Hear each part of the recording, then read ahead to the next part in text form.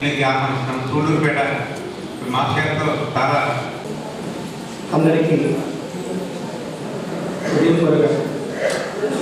నమస్తే. ఈరోజు ఇక్కడ 16వ అఖిలాంధ్ర సాయి మాస్టర్ భక్త సమ్మేళనం సందర్భంగా కాశీరామ్ గారు ఏర్పాటు చేసిన ఈ ఆత్మీయత కలయిక సమ్మేళనం అని చెప్పడానికన్నా కూడా ఎక్కడెక్కడో ఉన్న మనందరికీ ఒక ఆత్మీయ బాంధవ్యాన్ని తెలియజేసే కలయికే ఈ సమ్మేళనం. సమ్మేళనం యొక్క ముఖ్య ఉద్దేశం కూడా అందరూ కూడా ఆత్మీయతని పరస్పరం పంచుకోవడానికి ఒక వేదిక. ఎందుకంటే మాస్టర్ గారు విద్యార్థులలో ఉన్నప్పుడు ఆయన పుట్టినరోజు అక్టోబర్ 30వ తారీఖు ఉన్నప్పుడు మాస్టర్ గారు మీకు పుట్టినరోజు చేసుకోవడానికి అవసరమా అన్నప్పుడు మాస్టర్ గారు చెప్పిన సమాధానమే, ఎక్కడెక్కడో ఉంటారు మన వాళ్ళందరూ కూడా అందరూ కలిసి ఒకరోజు కలుసుకొని మంచి భావాలను పంచుకోవాలనే ఒక వేదిక తయారవుతుంది.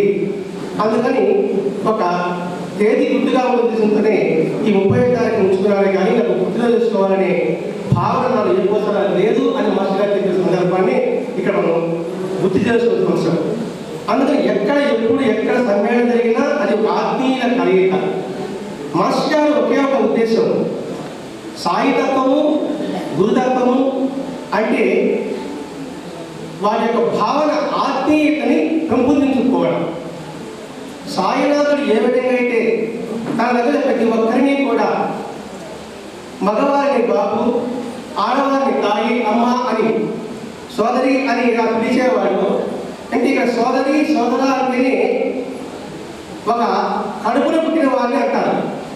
అంటే సాయినాథుడు తన దగ్గర ప్రతి ఒక్క రూపని కూడా తనవాడుగా ఏ విధంగా అయితే స్వీకరించి సంపాదిస్తున్నారో మాస్టర్ గారు కూడా ప్రతి క్షణము తన దగ్గర ప్రతి ఒక్కరిని కొత్తవారు పాతవారిని కాకుండా బాగున్నారా అని 5 అక్షరాలు, అది పంచాక్షరాలుగా మారిపోతూనే ఉంటుంది. ఇప్పటికీ కూడా ప్రతి ఒక్కరికి ఆ బాగున్నారా అనే శబ్దం వినగానే ఒక ఆత్మీయ పొలటింపు కలుగుతుంది. అంటే ఎప్పటి నుంచో పరిచయం ఉన్న వారిని ఏ విధంగా సంబోధిస్తారో ఆ విధంగా సంబోధించిన మహోన్నత వ్యక్తి బహుశా ఉంటే ఒక మాస్టర్ గారని అనుకుంటున్నాను. అంటే కొత్తగా చూస్తే ఏమవుతుందో మాట్లాడుతున్న ఈ సందర్భాల్లో మాస్టర్ గారు ఎప్పుడు చెప్పినట్లా మేము చిన్న పిల్లవాడు దాదాపు 1974లో 77లో కొంచెం సుకృతంలో మాస్టర్ గారితో పరిచయం జరిపినప్పుడు మాస్టర్ గారి వివాహం ఇంటర్మీడియట్ అవుతున్నాం మేము. 75 మాస్టర్ గారి వివాహం అయితే ఏదో కాస్త పరిచయానికి విద్యాలయం నుంచి మాకు వెడ్డింగ్ కార్డు సూర్యుడిపేట పంపించారంటే మాస్టర్ గారి యొక్క గొప్ప ఔన్నత్వాన్ని, అంటే ప్రతి ఒక్కరూ కూడా సాయిని దర్శించాలి, సాయినాథుడు ఆ రూపంలో వివాహానికి రావాలి. మేము విశ్వవిద్యాలయం నాకు ఇంటర్మీడియట్ అంటే 16 సంవత్సరాలు 16 సంవత్సరాల వ్యక్తి కూడా ఆయన ఆహ్వానం పరిపించారంటే సాయి తత్వాన్ని ఎంత సంపూర్ణంగా మాస్టర్ గారు నిగూఢంగా లేకపోతే తెచ్చుకోవాలి. ఇంకా ఈరోజు అనుభవాలు అన్నారు, జ్ఞాపకాలు మధుర స్మృతులు అన్నారు.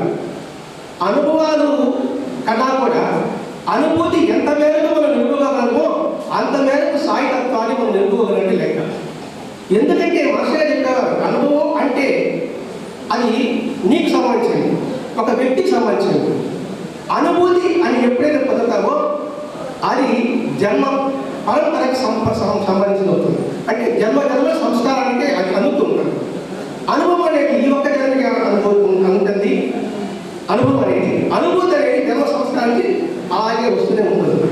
కాబట్టి అనుభూతి, ఎందుకంటే మాస్టర్ గారు 1963 ఫిబ్రవరి 9న ఆయన విశ్వ చైతన్య అనుభూతి పొందారు. అనుభవం చెప్పాలి మాస్టర్ గారు అక్కడ. అనుభూతి పొందారు కాబట్టి ఆ అనుభూతిని కొన్ని లక్షల కోట్ల మందికి అందించగలిగారంటే మాస్టర్ ఉద్దేశం ఆ అనుభూతి ప్రతి ఒక్క గుండెల్లో కూడా నింపబడాలి. అది మాస్టర్ గారి ఉద్దేశం. అంతేకాకుండా మాస్టర్ గారు విశ్వ చైతన్యాన్ని పొందిందే కాకుండా ప్రతి ఒక్కరిలో కూడా చైతన్యాన్ని కలిగించాడు. అంటే స్తబ్దుడిగా అవుతాడు. ఇలాగే ఉండు, నా పక్కనే ఉండు, ఇది గర్వం వచ్చేది కదా, ఈ అనుభవం చెప్పుకుంటూ కూర్చుంటుండు, ఆడికి పరిమితం కాదు. ఒక అనుభవం వెనక ఉన్న అంతరార్థం ఒక అనుభవం కలిగింది. దానికి అంతరార్థం ఏమిటి, కారణం ఏమిటి, బాగా ఆలోచించినప్పుడు ఏమంటే అది శిలాపథనంగా నిలబడిపోతుందనే విషయాన్ని మాస్టర్ గారు చెప్తుండేవారు. కాబట్టి మొట్టమొదటి మాస్టర్ గారు చెప్పింది జీవితానికి ఒక లక్ష్యం, ఆ లక్ష్యం యొక్క అంతరార్థం, ఆ గమ్యం ఏమిటి, జీవితంలో దేవుడి యొక్క అవసరం ఉందా, మన దేవుడికి ఎందుకు మొక్కాలి, ఆ దేవుడికి మొక్కకపోతే ఈ జీవితం సాగదా, ఇలా ప్రతి ఒక్క అంశాన్ని చురంగా పరిశీలించి చెప్పేవారు. టోటల్గా భగవంతుడు అంటే సర్వగతమైన చైతన్యం ఏదైతే ఉందో అది భగవంతుడు. దానికి రూపం లేదు, నామం లేదు, గుణం ఉంటుంది. సర్వగతమైన చైతన్యం గాలికి ఏ విధంగా అంతటా నిండి ఉంటుందో ఆ అంతటా చైతన్యమే భగవత్ స్వరూపము అనే భావన కలిగించేవారు. క్షుణ్ణంగా ఆలోచించు, నీ జీవన ప్రక్రియ ఆలోచించు. గుండె కొట్టుకుంటుంది, నీ ప్రయత్నం ఉందా, గాలి తెచ్చుకుంటున్నావు, నీ ప్రయత్నం ఉందా, నువ్వు తీసుకునే ఆహారం జీర్ణం చేస్తుంది, రక్తప్రసరణ చేస్తుంది, అది నీ ప్రయత్నం ఉందా అంటే అన్నిటికీ ఉన్న ప్రయత్నం ఒక భగవంతుడు. అందుకే సాయినాథ్ ప్రతి క్షణం కూడా అల్లా మాలిక్ అని ఎందుకు గుర్తు చేసేవాడంటే ఇందుకే చెప్పాడు. ఎందుకని అల్లా మాలిక్ భగవంతుడి మాని అని నిరంతరం గుర్తు పెట్టుకున్నామని ఎరుక కోసం. ఎందుకంటే పక్కన భగవంతుడు ఉన్నాడు అన్నప్పుడు మన ఆలోచనలో తప్పటడుగు పెట్టడానికి అవకాశం ఉండదని చెప్పాడు. కాబట్టి ఎరుక అంటే నిరంతర స్పృహ, ఎప్పుడు అటు ఉన్నాడు భావన నిరంతరం నువ్వు ప్రయత్నించి అనే విధానాన్ని చెప్పారు. మాస్టర్ గారితో మాట్లాడిన చరిత్ర మాటలే పెద్దగా చిన్నప్పుడు ఆయనతో పరిచయం అనేది పెద్దగా డిస్కషన్ చేసేటప్పుడు చెన్నై గారు కావచ్చు, రామరెడ్డి గారు కావచ్చు, తిరుమతి గారు కావచ్చు, వాళ్ళు పెద్దవాళ్ళు, వాళ్ళని చిన్నపిల్లలు అంటే డిస్కషన్ అవసరం లేదు. ఏదో చిన్న మాటల్లో ఆయన మాటలు ఈనాటికి శ్లాసంగా అది ముద్రించుకుపోయింది. దాన్ని స్మృతులు అంటారు. అంటే అనుభవాలు దాన్ని జ్ఞాపకాలుగా మార్చుకోవడం, జ్ఞాపకాలను స్మృతులుగా తీర్చిదిద్దుకోవడం. స్మృతి అంటే మర్చిపోలేనిది. అంటే గిరి తీర్చిది ఎలా ఉంటుందో వాక్య సాధనలో అలా ఉండాలి. స్మృతి అని నిరంతరము కూడా అది మనం చేసుకుంటున్నప్పుడు సాయితత్వము, గురుతత్వము, మాస్టర్ యొక్క స్థితి, ఆయన చైతన్య అద్భుతమైన అనుభూతులన్నీ కూడా మనం సంపూర్ణంగా పొందే అవకాశం ఉంటుంది. మాస్టర్ గారు గురుస్వరూపం అని అనుకుంటున్నాం. నిజంగా సూర్యుడు లాంటి వాడు. ఇప్పుడు చెప్పాడే సోమ సూర్యుడని కృష్ణమూర్తి గారు. సూర్యుడు అంటే అజ్ఞానం తొలగించేవాడు. ఆ అజ్ఞానం నిరంతరము ఉంటుంది మనకి. ఆ అజ్ఞానం తొలగించడం కోసంగా గురు స్వరూపుడుగా మాస్టర్ గారు. మాస్టర్ గారు ఎప్పుడూ కూడా ఉత్తరాభి కూర్చొని ఉంటాడు విద్యారంగంలో. ఏమిటా ఎందుకు ఆలోచన వచ్చేది, ఎందుకు ఉత్తర పరిసర ముఖం పెట్టి కూర్చునేవాడు అంటే మన నవగ్రహాల్లో గురుడు ఉత్తరం వైపే ఉంటాడనే విషయం తర్వాత తెలిసింది. అంటే అది తప్పకనే నేను గురుస్వరూపుడనే భావన అందిస్తున్నాడు. మనం ఎప్పుడూ కూడా ఆ వెలుగు వైపు, ఆ సూర్యుని వైపు నిరంతరము కూడా ఉన్నప్పుడు మన యొక్క నీడ, మన వెనక బాగా గమనించండి. ఉదయసూర్యుడు ఉన్నప్పుడు మన నీడ ఎక్కడుంటుంది, ఎనుకుంటుంది. సూర్యుడు లేదనుకోండి, సూర్యుడు మనం ఎనుకున్నారనుకోండి, మన నీడ ముందు ఉంటుంది. ఆ నీడే మాయ. మన మాయ కదిలిపోవాలంటే, మన అజ్ఞానం కదిలిపోవాలంటే నిరంతరము వెలుగు వైపు మన దృష్టిని మరల్చాలి. ఆ వెలుగు ఎవరు ఈ కాలంలో ఈనాటికి మనకు ఉపయోగపడేవాడు ఆచార్య ఇతర ప్రధాన మనసుగా మాట్లాడు. మన జీవితం ఎలా ఉండాలంటే పొద్దుతిరుగుడు పూలాగా ఉండాలి. పొద్దుతిరుగుడు పూలు చూసే ఉంటారు, అది ఎప్పుడు సూర్యాభిముఖంగానే ఉంటుందండి. ఉదయం కూడా ఎలా ఉంటుంది, మళ్ళీ తిరుగుతుంటుంది, సాయంకాలం కూడా సూర్యుడు వైపు ఉంటుంది. మన మనస్సు కూడా నిరంతరము కూడా ఆ సద్గురు వైపు మన దృష్టి మరల్చుకోవడానికి మన మార్గాన్ని సుగమం చేసే మార్గం ఏదైనా ఉంది అంటే ఒక సాయి తత్వంలోనే ఉందనే విషయాన్ని మాస్టర్ గారు కంఠాలను చూపిస్తున్నారు. కాబట్టి ఇక్కడ మాస్టర్ గారి యొక్క తత్వం ఒక సూర్యుని స్థితి, ఆ స్థితిని మనం ఎప్పుడు నిరంతరము పొందించుకోవాలి. అంతేకాకుండా మాస్టర్ గారి జీవితంలో ఎలా నెదుకు రావాలి, కష్టం వచ్చింది, నష్టం వచ్చింది, దాన్ని ఎంత ఎదుర్కోవాలి అనే తత్వాన్ని బోధించారు. అంటే ఇంటర్నెట్గా కూడా భగవంతుడు ఉన్నాడనే భావాన్ని పెంపొందింపజేశారు. ఈనాడు ఉన్నది ఫేస్బుక్ జనరేషన్, అందరూ ఫేస్బుక్ జనరేషన్ ఉన్నారు, కానీ ఫేస్ చేసే జనరేషన్ లేదు. మనకి మాస్టర్ గారు ఫేస్ చేసే జనరేషన్ చెప్తున్నారు. అంటే ఏ ఇతర మనం ఫేస్ చేయాలి, అంతేగాని ఇలా పెట్టుకోకూడదు. అంటే పరోక్షంగా ఎవరైనా కాపాడుకుంటారని దీక్షితుడికి బాగా ఏ విధంగా చెప్పాడో, జ్వరం వచ్చింది ఇంటికి వెళ్ళిపోరా అన్నాడు, పిస్తా పాచి తిన్నా అన్నాడు. దాని ఉద్దేశం ఏమిటి, పరోక్షంగా కూడా కాపాడగలను. అంటే కష్టం ఉన్నప్పుడు కూడా భగవంతుడు నా బాబా నమ్మకమే ఉంటాడు దీక్షకి ఏ విధంగా అయితే ఆ ఉద్దేశం వచ్చిందో అదేవిధంగా మాస్టర్ గారు కూడా పరోక్షంగా కూడా నేనున్నాను అని మనకి ఇచ్చిన అనేకమైన అనుభూతులను నిరంతరము స్మరించుకోమనే ఉద్దేశమే ఈ సమ్మేళనం యొక్క ఉద్దేశం. అంతేకాకుండా భగవంతుడు కావచ్చు, మాస్టర్ గారు కావచ్చు, బాబా కావచ్చు, మన ఆలోచన తగ్గట్టుగా ఉంటేనే అని ఒకవారు అంటున్నాం. అక్కడ ఆలోచనలో పొరపాటే కానీ ఆ స్థితిలో పొరపాటు లేదు. అందుకని ఆయన అవగాహన తెచ్చుకునే విధం సృష్టి మనం మరచుకోగలగాలి. అలా ఎప్పుడైతే మరచుకోగలుగుతామో అప్పుడు ఆ భగవంతుని స్థితిని మనం సంపూర్ణంగా అనుభూతి పొందడానికి అవకాశం ఉంటుంది. కాబట్టి ఇక్కడ మాస్టర్ గారి తత్వం సమ్మేళనంగా ఉండే ఉద్దేశము అన్నీ కూడా మనం అందరము కూడా ఒకే ఒక గురుబంధము సాయి బంధము అనే భావాన్ని నిరంతరం పెంపొందించుకోవడానికి కోసమే మనం ప్రయత్నం చేయాలి. మాస్టర్ గారు ఇంకో చెప్పేవారు, 10 సూత్రాలు చెప్పారు, 5 సూత్రాలు చెప్తున్నారు.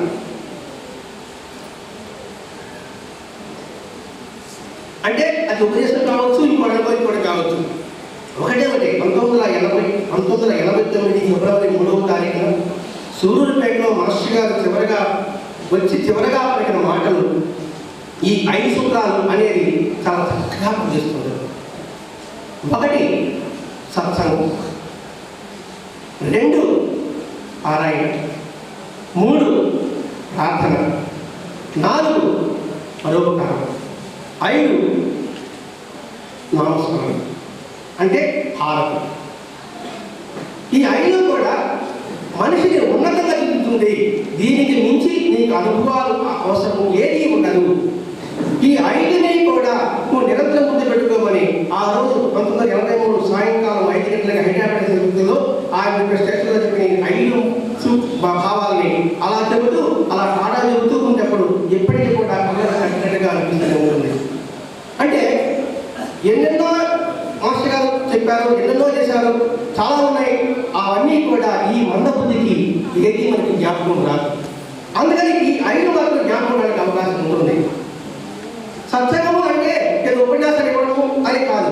ఎక్కడ కూర్చుంటే అక్కడ బాబా చెప్పిన పారాయణమని చెప్పారు. దానికి ప్రత్యేకత అవసరం ఏముంది క్వశ్చన్ కూడా లేదు. పరోపకారం అంటే డబ్బులు పెట్టి ఉపకారం చేయడమే కాదు, మన ఆలోచన సహాయం చేయవచ్చు, మాట సహాయం కావచ్చు, చేత సహాయం కావచ్చు.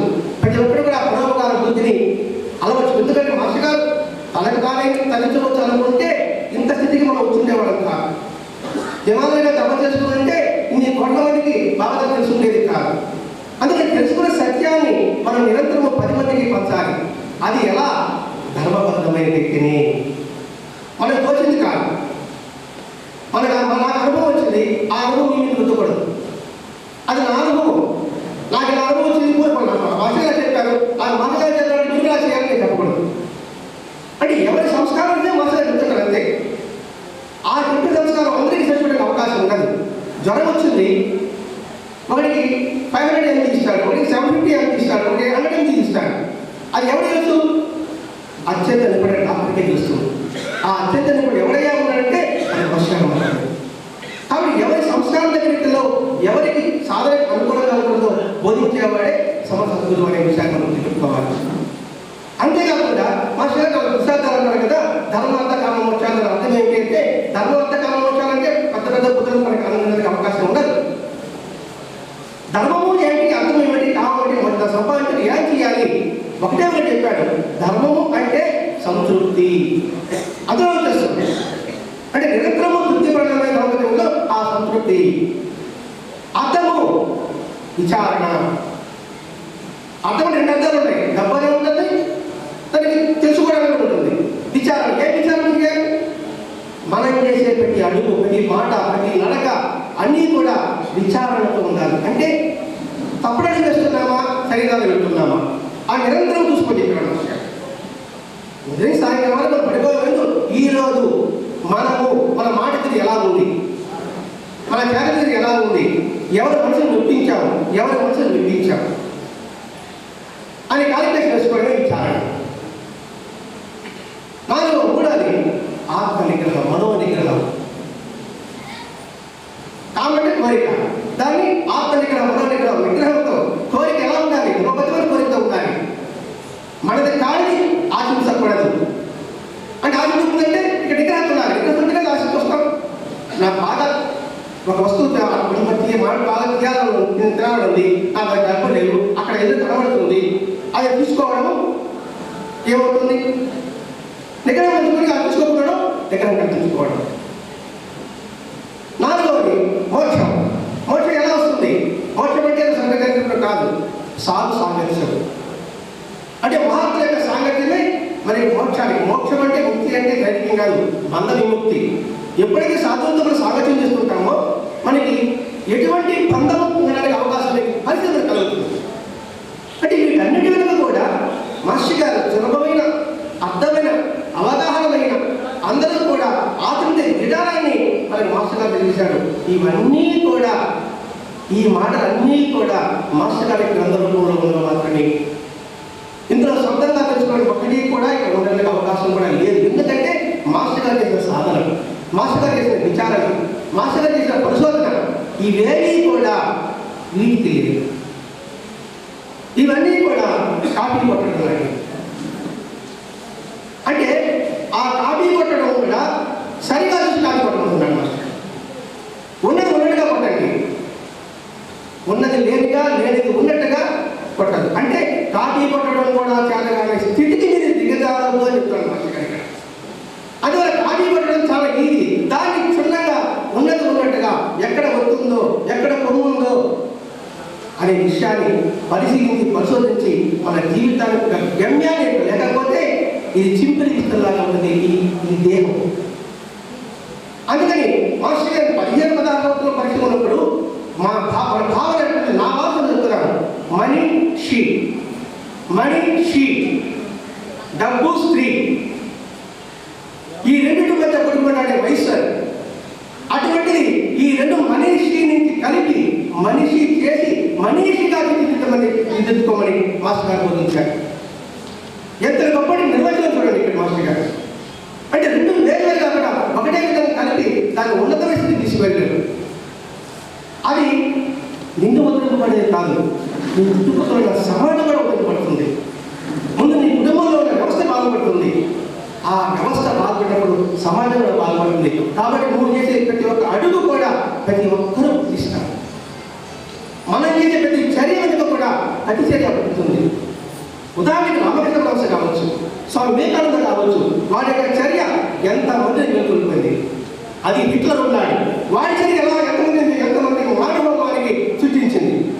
ఆలోచించాలి మన హిట్లర్ లేకపోతే స్వామి వివేకానంద ఆ చర్యని మనం ప్రత్యేక చేసుకోవడం మనకే వదిలిస్తున్నారు. ఏ మహాత్ములైనా కూడా మనకే వదిలేస్తారు. చాయిస్ మంది. తెల్లటి కాగితం లాంటి మన యొక్క జీవితం. ఆ జీవితం, ఆ కాగితంలో నువ్వు పిచ్చిగిరి తీసుకుంటావా లేకపోతే అందమైన బొమ్మ తీసుకుంటావా అనేది నీ చేతుల్లోనే ఉందని చెప్తున్నాడు. కాబట్టి తెల్లటి కాగితం జీవితాల్లో మనం ఏ విధంగా మలుచుకోవాలనే విషయం మనకి తెలియదు. తెలియనితనాన్ని మనకి మాస్టర్ గారు గ్రంథ రూపంలో అందరికీ అందించారు. అందరి ఆమోదయోగ్యమైన సాయి మాస్టర్ గారికి మనం ఎంత ఇచ్చినా రుణం తీర్చుకోలేదు.